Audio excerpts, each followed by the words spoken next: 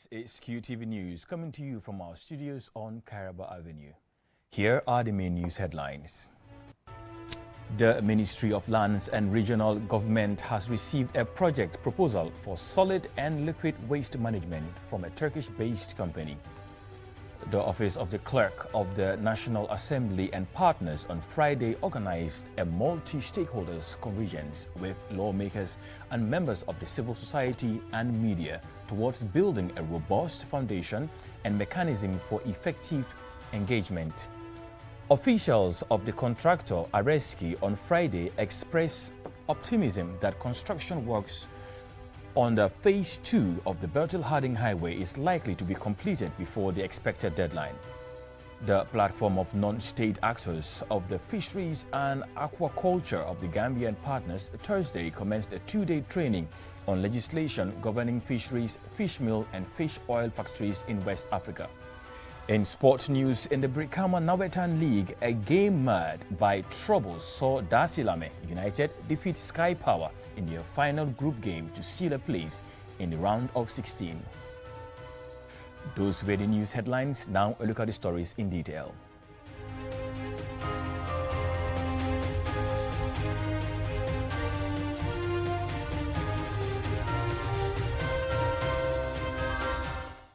This is QTV News and I am Andy Kerma.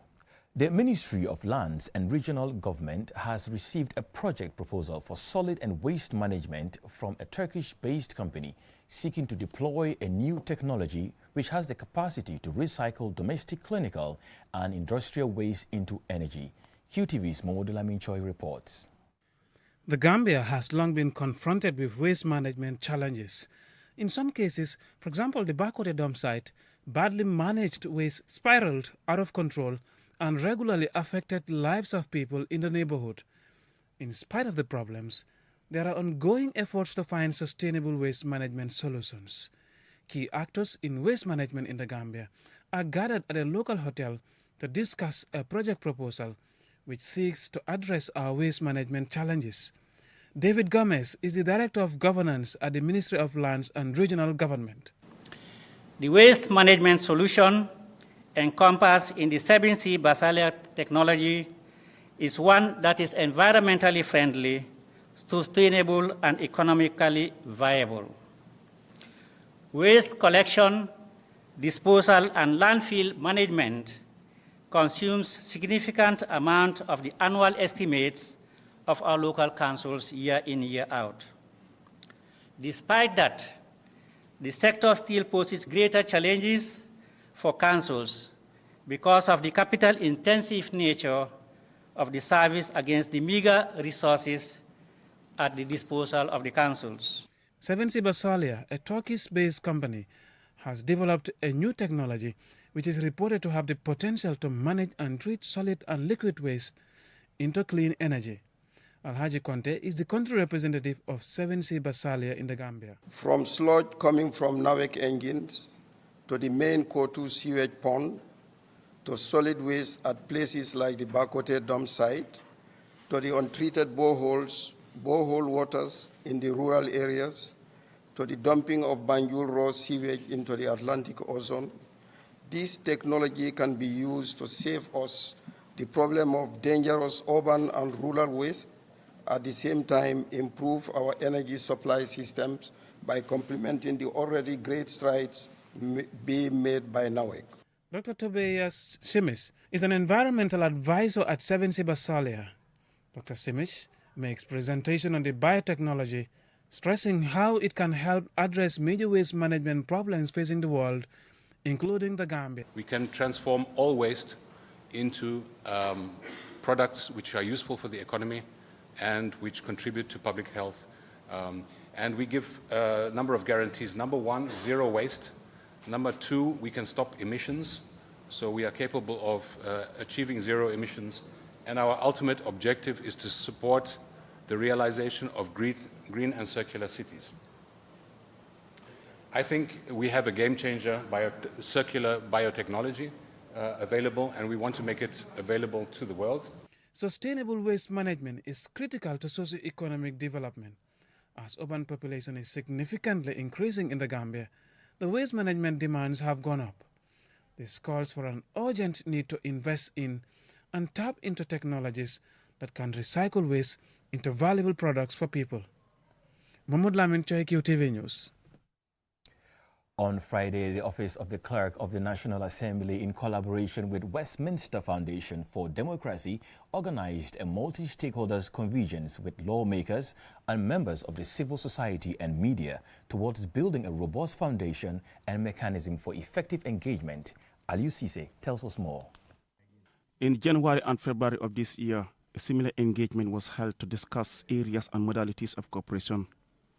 At this engagement meeting, participants looked at how to put into practice the recommendations that emerged in the previous engagements so as to effectively put in place a functional mechanism for enhanced and effective relationship and engagement among partners. Keba Jallow, chairperson of the National Assembly's Committee on Trade, and Usman Jallow of the Westminster Foundation for Democracy said the convergence is expected to further cement the relationship between the parliament and stakeholders. We cannot have effective parliament if there is no relationship, a smooth relationship for that matter, between the media and the CSOs. Well, this is just one of our interventions that we are doing with the National Assembly. If you have been following our programs, you realize we have been doing a lot of engagement with the media, trainings with the media, the CSOs, the National Assembly members, and then also the staffs of the National Assembly. Khalifa Mbye, the National Assembly's deputy clerk responsible for legal and procedural matters, Ndeye Sireng Bakorin, the executive director of the Association of Non-Governmental Organizations Tango, which has been in existence since 1983 with over 80 members, and Mohamed Esba, the president of the Gambia Press Union, the umbrella body of Gambian media, respectively, welcomed the dialogue as very important in working together to advocate positive change for sustainable development. And we can't talk about citizen participation, of course, forgetting the civil society. This is our position, and we are not only codifying that in our rules, but we are practicing it. It's practical. That every bill that comes to Parliament, I could say 99.9% passes through committees, and the reason is to give the civil society, including all citizens, and as part, the opportunity to be part of the process. Having dialogue make a big difference because, like we said, if we don't talk, we wouldn't know what the other is thinking. And when we have dialogue, it's very important. That's what democracy is also about. I would like to recognize the commitment of the National Assembly working with key stakeholders, which include the media and the CSOs. I think if you look at the government, that is the arms of government, the three arms of government, to be honest, the National Assembly is more committed to reach out to stakeholders than the other two arms. The long series of consultation culminated in the adoption of a memorandum of understanding with the sole purpose of reaching a common ground and understanding of their rules and partnership geared towards enabling the effective and efficient performance of their individual and collective functions in the best interest of good governance and national development. Reporting for QTV News, I am Aliou Cisse. Construction of Phase 2 of the Bertil-Harding Highway has begun after a short cessation of work, and officials of the contractor, Areski, on Friday expressed optimism that works will likely complete before the expected deadline. They also urged road users to cooperate with them by observing safety and traffic rules on work sites. More in this report by Eso Nyasi. Work was halted due to the heavy downpour and the fact that NAWEC and Gamtel power lines and water pipes had to be removed. With that done, work has now resumed. El Safi El Fabul, the resident engineer of the Bertil-Harding Highway project, says at least 90% of works on Phase 1 from Airport Junction to Senegambia is complete, including the 2 flyovers and street lights. He expresses optimism that works on Phase 2 will complete before the agreed deadline. And after the work, we know that we will do all our work continuously. We have here also 2 areas, 2 Swambi area 1, Swambi area 2. This is have a special design. We will do it as we do it in the Phase 1 also. Actually, Phase Swambi area number 2 at kilometer 18 is already semi-finished before. We do it before rainy season. Now we have no difficulties. Even our obstructions, and which is maybe us is a relocation. A relocation we are doing well, not like phase one. Now we have maybe 90% or more than 90% for Doko finished. Only remaining one crossing. Works in phase 2 of the project from Senegambia to Sting Corner include artwork, construction of culverts like this one, and laying of geotextiles. However, they want the public to help them expedite works by adhering to traffic rules and safety measures around project work sites to avoid slowing down the pace of work. Ndena Nying is the project's health, safety, environment and social system specialist. He explains some of the challenges they face. We are appealing to everybody. Safety is everybody's business. Environment is everybody's business.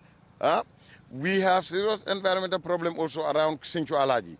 A day before we opened the roundabout, opened the roads around Sinthiou Alhaji, we collected more than 4 truckloads. You can see these big trucks. 4 truckloads of waste just around the roundabout. People were just going there and they dump waste indiscriminately. They don't care. This attitude we have to change. He reaffirms their earnest commitment to completing works and implores members of the public, especially road users, to cooperate with them. Road users has not been definitely very, very cooperative in the way they use the roads. We have series of accidents. Although there is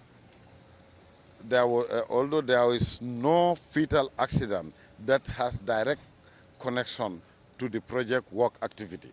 But we have series of accidents that are of reckless driving, overspeeding, on moving into unacceptable areas like active work areas. We've been facing a lot of series of that, those issues. But with time, the sensitization of the support of the police is scaling down. Those issues are going down, definitely. And we are trying to control it. And maybe in the long run, we will. Once completed, the project is expected to improve existing road capacity, enhance safety and reduce travel times. It is also expected to improve access to markets, social and health services and foster employment opportunities. The project is being implemented in preparation for the country's hosting of the OIC Summit scheduled for December this year. Ansman Nyasi for KTV News. We will now go for a commercial break. When we return, we have more local and sports news stories. Do stay with us. From October 7th to 14th, it's the Flash Sale. At Batimat, we like to surprise you with breathtaking discounts. Can you imagine? Discounts up to 80%. 80% off tiles, sanitary, electricity, and lighting. Take advantage of our discounts and make your dream project a reality. Don't wait any longer. The offer is valid for only 7 days. See you soon at Batimat. Batimat, welcome home.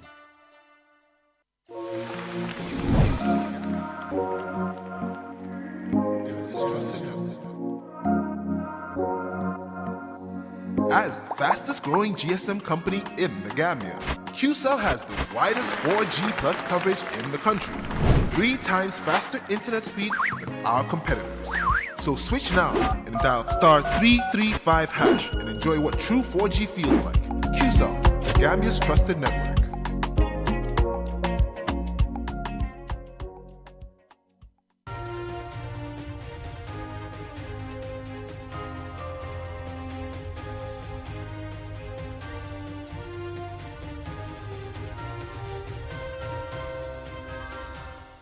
Welcome back. In case you're just tuning in, this is QTV News. The platform of non-state actors of the fisheries and aquaculture of the Gambia, PONSAVAG, and partners Thursday commenced a 2-day training on legislation governing fisheries, fish meal and fish oil factories in West Africa for stakeholders in the fisheries sector. Loli M. Kamara has the details. The training brought together 20 community leaders and environmental organizations from the sub-region to enhance their capacity and knowledge on the impact of fish meal and fish oil production in the Gambia. Fatou Perichoy, the president of Ponsafag, states that her organization was formed in 2018 with the aim of bringing together other organizations operating in the fisheries sector.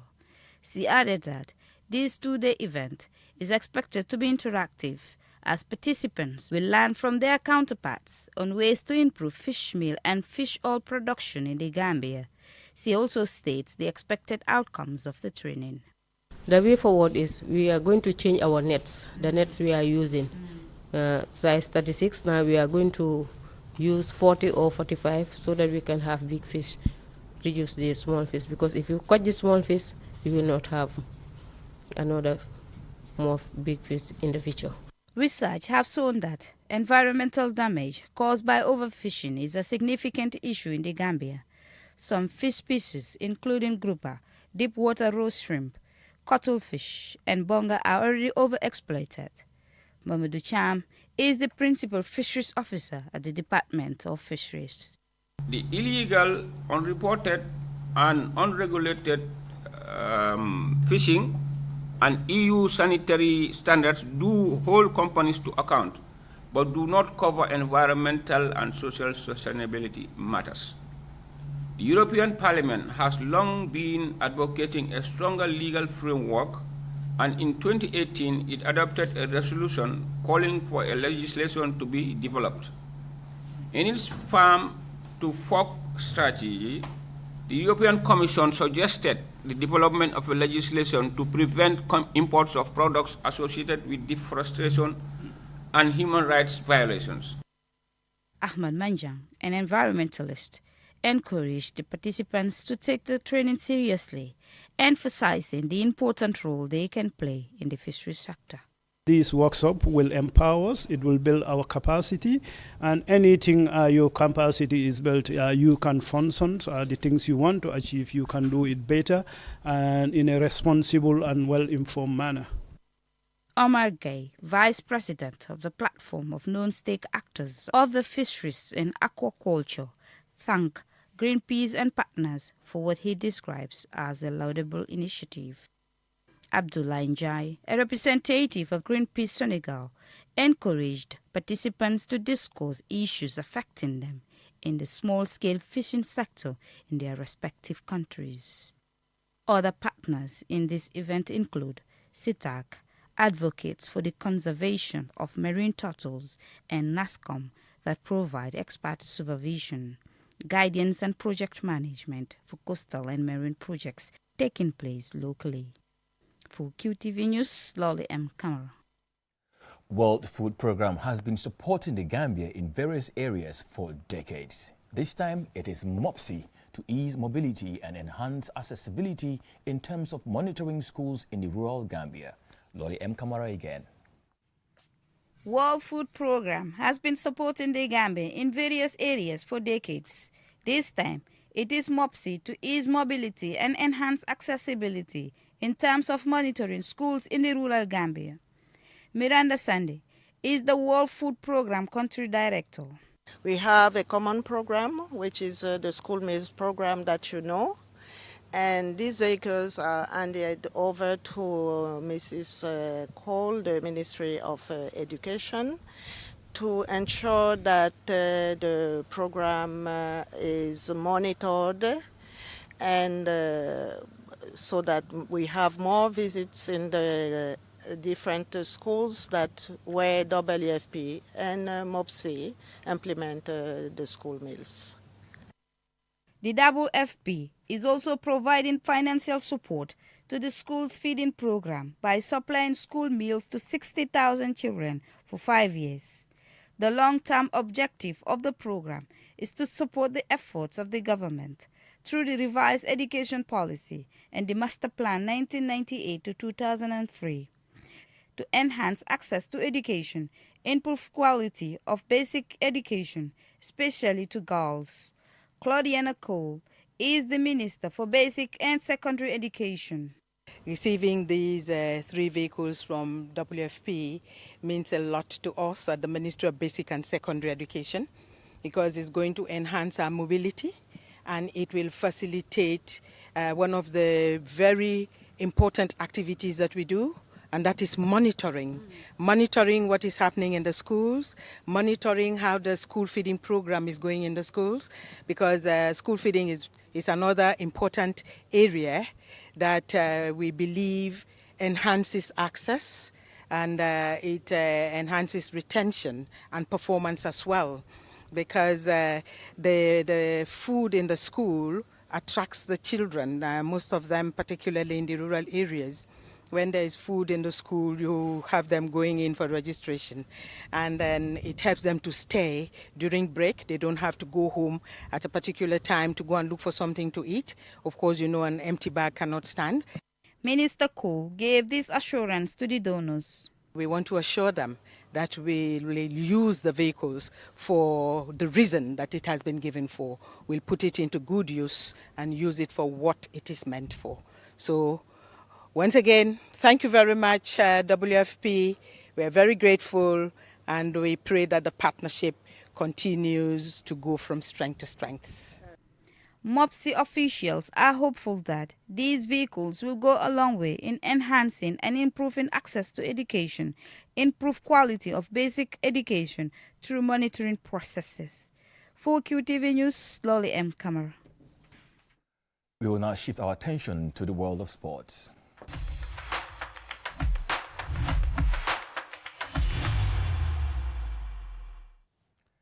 In the Brikama Nawetan League, a game marred by trouble saw Dar es Salaam United defeated Sky Power 2-1, their final group game to seal a place in the round of 16. Our sports reporter, Mamadou Gajaga, was on the ground and he now reports. Crowd trouble during the second half of the match caused a delay of at least 15 minutes as fans twice threw missiles at the Dar es Salaam United players' bench. Prior to the interruption in play, Ismail Cisse, playing in his maiden Nawetan League game, ignited a comeback for Dar es Salaam United with his first touch to score. Cisse was awarded man of the match for scoring that tied the scores at 1-1. Cisse describes how it feels to score in his debut for Dar es Salaam United. Definitely, I have always wanted this chance, and when the coaches give it to me, I try to capitalize on it and make sure that I make the whole world, my parents and the coaches, technical side, and everyone at the board, I make them proud. Definitely, I want to become a champion in my first year playing this Nawetan. That's a dream, definitely, and I want to make it a reality, inshallah. Sky Power must win in order to have any chance of moving to the next round. Prior to Cisse's equalizing goal, Mamadou Sedi gave Sky Power the lead. However, the winning goal for Dar es Salaam United was caught by substitute Babukar Cisse, who executed a superb move to get the ball past custodian Mamadou Bojang into the roof of the net. Following their concession, Sky Power players were filled with total dejection as they faced the reality of their elimination from the Brikama Nawetan League. Mamadou Gajaga, QTV News. A big congratulations to Dar es Salaam United. Before we end this bulletin, here's a recap of the headlines. The Ministry of Lands and Regional Government has received a project proposal for solid and liquid waste management from a Turkish-based company. The Office of the Clerk of the National Assembly and partners on Friday organized a multi-stakeholders conventions with lawmakers and members of the civil society and media towards building a robust foundation and mechanism for effective engagement. Officials of the contractor, Areski, on Friday expressed optimism that construction works on Phase 2 of the Bethel-Harding Highway is likely to be completed before the expected deadline.